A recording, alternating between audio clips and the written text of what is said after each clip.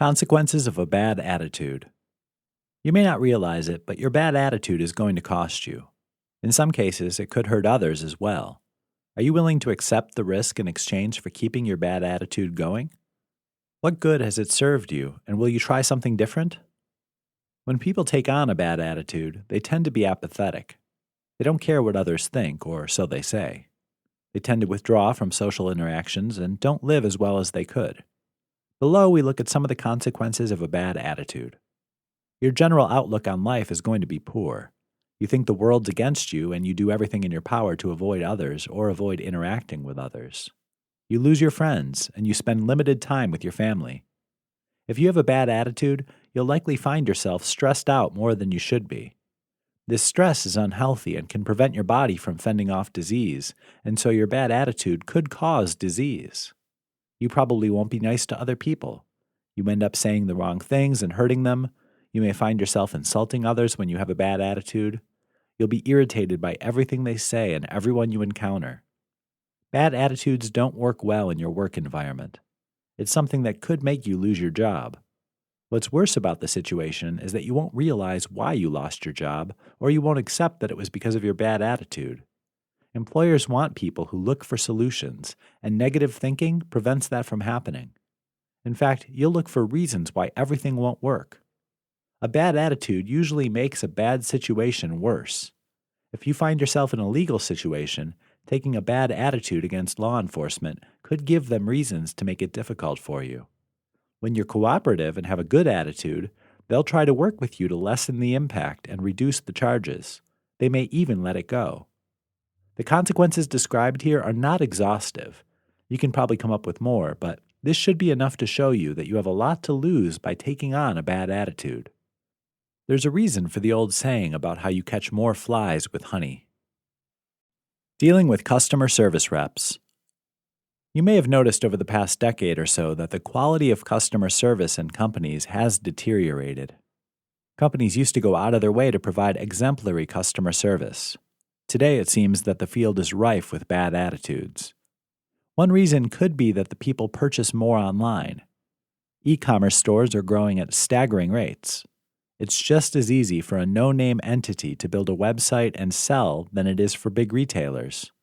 In fact, the smaller players can be nimble where the larger companies don't have that ability. However, these same smaller players don't have dedicated customer service teams. Usually, they're one-person operations.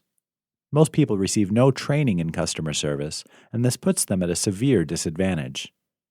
Businesses may take the attitude that there are plenty of fish in the sea concerning customers. If one customer isn't happy, just find others to buy. However, what they don't realize is the power that one disgruntled person has. They can report the bad experience on sites like Yelp.com. Potential customers will read those reviews. These disgruntled customers will also report to friends and family to stay away from your business. Larger companies also have taken a hit on customer service. Many have outsourced their customer service to call centers in other countries. Although staff training may be excellent in these call centers, there's often a cultural gap. Also, these outside entities cannot represent the company in the same way an employee can. Companies have their own culture that you will only understand when you work for them. There's no face to customer service anymore. People contact customer service online or via phone. In some cases, companies use a bot as their first action, or they divert you to a knowledge base. If you ever tried to contact a customer service via the phone, you'll be required to muddle through several options and be put on hold for long periods before speaking to anyone. It's no wonder customers become irritated right from the start. It's usually best to maintain a calm composure when dealing with customer service reps. You'll find that you get more from them when you're willing to work with them rather than confronting them. Of course, this is difficult if the situation doesn't go your way, and is especially true if the customer service rep has a bad attitude. How do others act? Observe your workplace. Pay attention to people who are at a higher level than you. Do any of them have a bad attitude? Keep going up the line as far as you can. Do you know the president of your company? How is his or her attitude? Chances are the people in these upper-level positions have good attitudes. It's unlikely they made it to where they are if they didn't. Perhaps they helped your company to advance and their reward was a promotion. Not all managers have good attitudes. You may find some that have appalling attitudes. Some managers are nasty and don't care what you or anyone else thinks. However, most of the managers are going to have positive attitudes, all things being equal. They may have bad days on occasion, but overall, they're upbeat. Read the profiles of famous people. What can you infer about their attitudes from their writing? You'll find the majority maintain a positive outlook. Many of these people will describe how they used to have a bad attitude and their lives turned around when they altered their way of thinking. It may be possible to succeed with a bad attitude, but it's going to be an uphill battle. Why go through all that? Having a good attitude is a much quicker path to success. It's not only a recipe for success, but it also helps you maintain a healthier life, less stress, which also leads you to solutions quicker. When you have a bad attitude, you'll dismiss every suggestion or idea as something that won't work. With the right attitude, doors will open to many possibilities. If you feel as though your attitude isn't good, it's probably time to turn that around. After all, it's going to be an obstacle to your success. You should not confuse a good attitude with agreeing with what everyone says. There are plenty of instances where you need to stand your ground. The key is to do this respectfully and don't make it personal. When done correctly, you won't be seen as having a bad attitude, but as someone who is contributing beneficial ideas and comments. Disagreements are natural and necessary to the creative process. It just needs to stay professional. People won't always tell you that you have a bad attitude. It may be too late for you when you lose your job or get into trouble. To prevent this, find out what others think about your attitude by asking them. How to change your attitude. Life hasn't gone the way you had hoped. You're in your same dead-end job in a career you thought might have had some promise, but it didn't turn out as planned. You believe it just isn't in your cards that you have your dream life. However, what could be the problem is not having the right kind of attitude. You want to explore changing your attitude and see if that doesn't result in the changes you need for the better. The first step is to figure out if your attitude could use some adjusting. Do you find people trying to avoid you? Do you find that you get set off by the smallest incidents? You may have just ignored what people have told you about having a bad attitude. The next time you're involved in some incident that goes bad, ask yourself this question. Is this something that was my responsibility? Go through the scenario from the perspective of an outsider observing you. Is there anything you could have done differently that would have changed the result? Think back to what you said and see if you were the one responsible. You shouldn't take the blame for everything. If you reach within and discover that others were responsible, then hold them to it. Just make sure that you've ruled out yourself as the culprit before doing this. If there are some gray areas, be willing to give in a bit. When you go through this exercise, you'll find that you're in the wrong more often than you realized. Once you come to this realization, you can take steps to change yourself.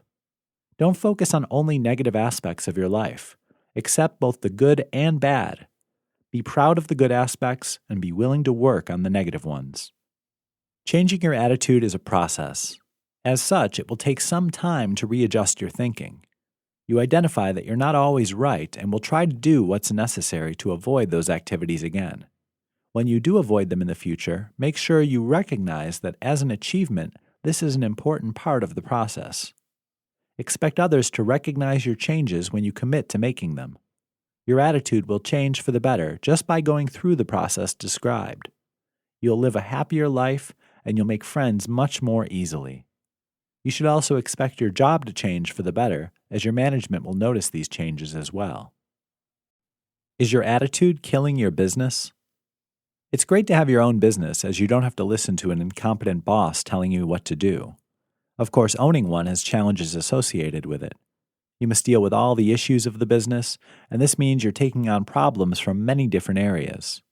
This responsibility can make anyone have a bad attitude.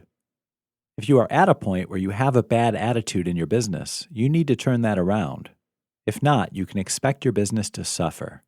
Your workers will be more apt to quit, you'll become harder to work with and harder to please.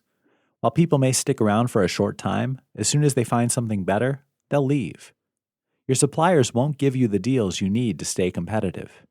You probably won't pay them on time because of the bad attitude you've adopted. Suppliers only give preferential treatment to customers who pay on time. Besides, when you're speaking to them, you're yelling at them due to your negative attitude. They may put up with you because you do eventually pay, but don't expect any decent prices from them. Also, when there are problems, you'll go to the bottom of the queue. The biggest impact to you having a bad attitude in your business is to your customers. If you give them your bad attitude, you can be sure they're going to migrate to your competition. If you're lucky enough to have products with high switching costs, they may stick with you because of that. Bear in mind that they'll only take so much of your attitude. If it gets too out of hand, they'll pay the extra costs of your competitors. You may feel that you can find other employees, suppliers, and even customers, but this comes with a heavy acquisition cost. Imagine how great your business would be if you never had to find new people in any of these categories. If you have the right attitude, you can make that happen for you. Then you can concentrate on providing the best products or service for your market. You'll be freed up to expand your business if that's what you want to do. A good part of changing your attitude for the better is just to listen to everyone in your business. Listening to coworkers, customers, and suppliers will open doors for you in every aspect of your business. Don't get caught in a negative feedback loop. Have you ever heard of a negative feedback loop? It's where your negative attitude will cause others to be negative towards you. Then you continue to be negative towards them because they were negative towards you. It's a phenomenon that feeds upon itself, but it's worse than you think because the people you were negative towards will alert others to your attitude. This negative feedback carries over to your family. When you give people a negative attitude at work, they'll give it back to you, which puts you in a bad mood. You go home with this bad mood and take your situation out on your family. They do all they can to either steer clear of you or they'll confront you. Thus, the negative feedback loop continues at home. When you get to work the next day, colleagues will automatically label you as being negative, just based on the way you acted the previous day. And so the stage is set for people to be negative towards you without you doing anything to them. Of course, your reaction is likely to be negative towards them once again. And so the cycle continues, putting you in another bad mood that you'll take with you when you get home. Only you can break this loop, at least for the people that deal with you. Bad days at work can happen for any number of reasons, but if you have them frequently, it's time to do some soul searching. Think back over the last month and try to remember the number of days you were in a bad mood because of work. If there are more than 5 or 6, you need to take some action. Make a conscious effort to have a good attitude towards everyone you know. Do it even if you aren't feeling it inside. You want to see if these people's attitudes change towards you. If people are approaching you more readily and they smile when they do so, you may be doing something right. Even if you force yourself to have the right attitude, this can help you alter your brain so that in the future you'll have a better attitude. Do this often enough and you'll break the negative feedback loop. If you've been negative for a while, people will be cautious of your motives when you first start turning yourself to a positive attitude. That's okay. Eventually, they'll accept this positivity. What do you think about yourself? You have an inner voice that chimes in whenever you do or say something wrong. It'll criticize you for the rest of your life. However, this inner voice can be overly critical and can lead you astray. It can even cause you to have a bad attitude. You'll find it difficult to be content with others when you're not content with yourself. If you're constantly criticizing yourself, or that inner voice is, it's going to beat you down. You'll feel bad about yourself, and you'll take it out on others. Being self-critical is a useful tool if you don't get bogged down with it. When used correctly, you can improve your life or aspects of your life. Hence, you become a better person. However, when you go overboard, your life could take a turn for the worse. Part of that turn is your attitude. If you knock down every aspect of your life, you'll be critical of others. Define your internal attitude regarding what you want to improve in your life. If you're not as good at a particular skill, learn what it'll take to become better. When you do this, you're replacing the critical elements with action steps. Instead of saying you'll never be good at that skill, you can redefine it to say, I want to do what it takes to learn. You'll accept your limitations and learn how to overcome them. It's easy to fall back into a negative attitude. Other people who don't share your willingness to change will help you find excuses why you shouldn't pursue those changes. They do this because if you succeed, you remove any excuse they have. However, you'll find that when you do succeed, many of those people will leave the excuses behind and follow your success. Unfortunately, this isn't true for all of them. Some will be left behind to wallow in their excuses. One question you should always ask is how well a bad attitude has served you. Hopefully, you won't be able to find any examples. There may be a few minor situations where it could have helped. Overall, you'll find that it didn't help, but it hindered your progress. Once you realize that having a bad attitude doesn't help you, think about ways in which having a good attitude did help. Focus on those ways and use that to reinforce your good attitude. Who says you have a bad attitude? Someone tells you they think you have a bad attitude. How do you react? A better question should be under whose authority are they given to judge such behavior? It could be that you did something or said something they didn't like. That doesn't make it wrong. It just goes against their beliefs or ideas. The word bad is relative. Children can be thought to act up, but they're acting the way children act. In their early years, children experience raw emotions with little to no filters. Parents, teachers, and other adults such as aunts and uncles all try to teach children to behave in a certain way. Society gives conflicting messages about how to behave. You're told to be an individual, but if you don't conform, you're someone with a bad attitude. Isn't the nature of being an individual to not conform to society's norms? You're not a drone, so you shouldn't be expected to act like one. But why is someone telling you that your attitude is bad? Some people have a genuine dislike for everything. They'll argue with you just for the sake of arguing. Their beliefs may even be different than what they argue. Whatever you say, they'll take an opposite view just to be confrontational. Most will agree that these people have negative attitudes. They're angry with the world for a multitude of reasons and are unwilling to do anything to alter their situations. It's easier for them to withdraw and be cantankerous. The example in the previous paragraph is extreme, but there are people like that. Happily, they're in the minority. Others will show some form of this behavior, but not to this extreme. It becomes subjective when people don't go to extremes. You must evaluate what the person is saying and determine if it's because they have a bad attitude. Just because they argue with you doesn't mean that they have a bad attitude. They simply disagree with what you're saying and present a counterpoint. The same scenario is true for you when you argue with others. You may feel whatever statements others make are not in line with what you believe. You give your point of view and back up your argument with valid information. Some people may still believe you have a bad attitude when you do this, but that's their problem. You're stating your position, which you have the right to do. Why do people have bad attitudes? Having a bad attitude is associated with negative actions. People get fired for having bad attitudes. Sometimes a bad attitude can even land you in jail. Why do people continue to project a bad attitude when there are so many negatives associated with them? Some people seem justified in this negative behavior. They feel marginalized by their colleagues or their bosses. They become apathetic because they feel no one's listening to what they're saying. They get to the point of simply remaining quiet and collecting a paycheck. The feeling that no one's listening can happen in relationships as well and can cause people to adopt a bad attitude. If it continues indefinitely, it's likely to lead to divorce. Children, too, often feel their siblings and parents don't understand them, which can cause them to withdraw and act up with a bad attitude. Can a bad attitude be justified? After all, some people don't deserve anything better. These people are not friendly, and you don't want to encourage them by being on your best behavior. However, you have to wonder if you're trying to fight fire with fire when you give them your bad attitude. It may be justified, but is it effective? You may even feel good about giving them the cold shoulder. You need to determine why your attitude is bad. Are you unhappy with your life? If so, you may need to make changes and not take out the situation on those around you. If you're not happy with what others have done, you should try to discover why they did what they did. See if you can get them to realize what they did is not the right course of action. If you want this to work, you probably need to adopt a positive attitude with them. If you're at odds with them, they'll pick up on this and give it right back to you. Sometimes you may end up in a bad mood, which won't last long. You may lash out at others, and they misconstrue that you have a bad attitude because of it. Hopefully your friends and family will see it's just a temporary mood.